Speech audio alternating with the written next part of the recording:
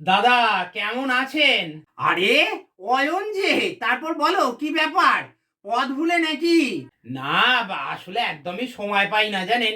তবে আজ কিন্তু একটা সুখবর এনেছি। শুভ খবর? নিশ্চয়ই মেয়ের বিয়ে। ঠিক ধরেছেন। এ নিন কার্ডটা দিলাম।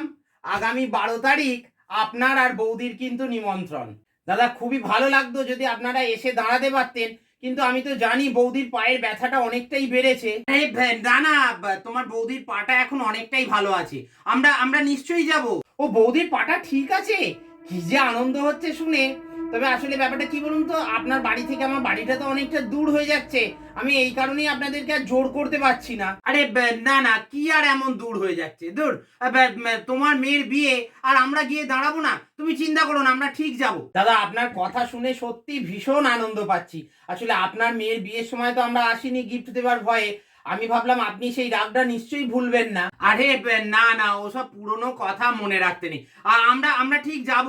দেখলে, আমি বলেছিলাম না ওনারা নেমন্তন্ন একদম মিস করেন না। ওনারা কিন্তু ঠিক আসবেন। ক্যাটারারকে পুরো 80 প্লেটই বলতে হবে।